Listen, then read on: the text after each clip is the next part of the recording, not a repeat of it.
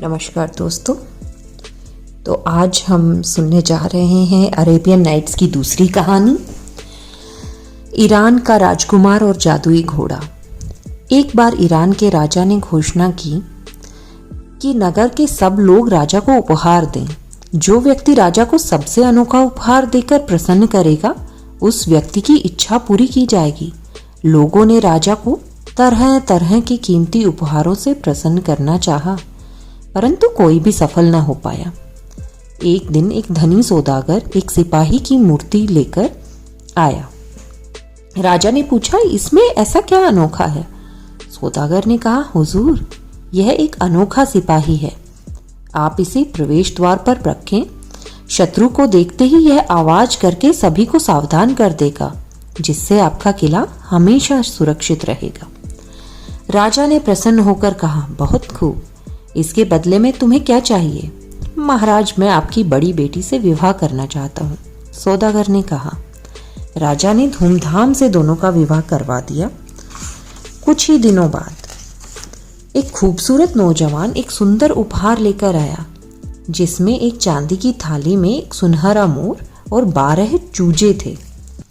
ये 12 चूजे एक घड़ी के आकार में 12 घंटे बताते थे। हर घंटे में मोर चूजों को प्यार करता था।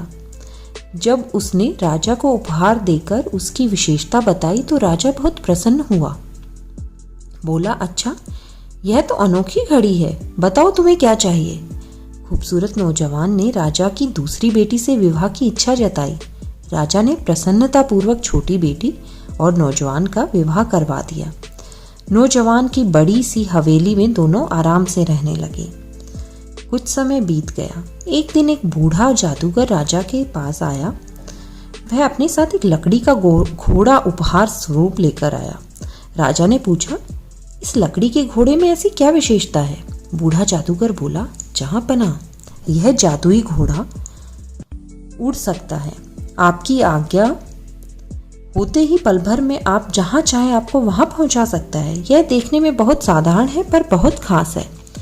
राजा फिर से प्रभावित हो गया। उस उपहार के बदले में राजा की छोटी बेटी का हाथ मांगा। राजा अपने वचन के कारण मजबूर था। जब यह बात राजकुमारी को बताई तो राजकुमारी बहुत दुखी हुई। बोली, पिता की आज्ञा सिर्फ आंखों पर, किंतु मैं इस बूढ़े को कभी अपना नहीं पाऊंगी। उसकी आंखों से बहते आंसुओं को उसके भाई ने देख लिया।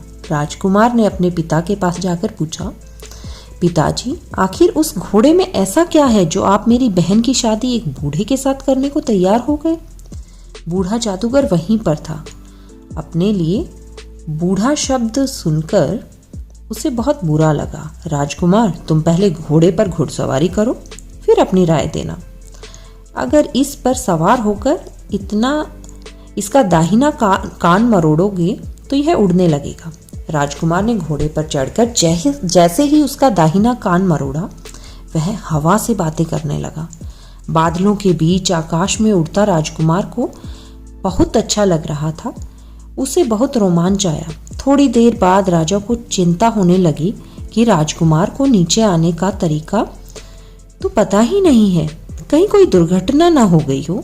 राजा इस ख्याल में आते ही परेशान हो गया। उसने उस धूर्त राजा जादूगर को शहर से बाहर निकलवाने की आज्ञा दे दी। काफी देर उड़ने के बाद राजकुमार ने अचानक ही घोड़े का बायां कान मरोड़ा। घोड़ा नीचे एक सुंदर से बगीचे में उतर गया। राजकुमार को समझ नहीं आ रहा था कि वह कहाँ गया है। तभी उसे एक महल दिखाई दिया, जिसकी खिड़की खुली थी। राजकुमार धीरे से अंदर गया। वहां उसने एक सुंदर राजकुमारी को सोते हुए पाया। वह उसे बिना पलक झपके देखने लगा। वह उसे देखता ही रह गया। उसकी नजरें राजकुमारी से हटती ही नहीं थी। थोड़ी देर बाद राजकुमारी की आंखें खुली। सामने अनजान आदमी को देखकर वह चिल्लाने लगी, सिपाही हो। तब राजकुमार ने कहा, कृपा आप डरे मत, मैं ईरान का राजकुमार हूँ। मैं रास्ता भटक गया हूँ। यह कौन सी जगह है, मुझे बताइए, जिससे मैं घर वापस जा सकूं। राजकुमारी ने राजकुमार की बहादुरी के चर्चे सुने थे। उसने शर्माते हुए कहा, आप अभी ग्रीस में हैं। सिपाहियों के आने से पहले आप निकल जाइए, मेरे पिताजी बहुत क्रूर हैं। मेरे कमरे में आपको देखकर वह कभी माफ़ नहीं करेंगे। तभी सिपाही अंदर आ गए। बहादुर राजकुमार ने तुरंत अपनी तलवार निकाल ली। सिपाही उसकी तलवारबाजी के सामने टिक नहीं सके। राजकुमार ने खिड़की के पास आकर घोड़े को बुलाया। राजकुमारी उसकी बहादुरी की कायल हो चुकी थी। वह जाते हुए राजकुमार से बोली, कृपया मुझे भी अपने साथ ले चलिए। राजकुमार मुस्कुराया और राजकुमारी को अपने साथ घोड़े पर बैठाकर घर वापस ले गया। राजकुमार को सही सलामत देखकर राजा की प्रसन्नता का ठिकाना नहीं रहा। उसने राजकुमार को आंसू भरी आंखों से गले लगाया और राजकुमारी को अपनी पुत्रवधू बना लिया। छोटी राजकुमारी की शादी एक विद्वान युवक से कर दी गई और सभी खुशी खुशी रहने लगे। तो आज की कहानी यहीं समाप्त होती है। अगर आपको और कहानियाँ चाहिए तो मुझे कमेंट कीजिए। धन्यवाद।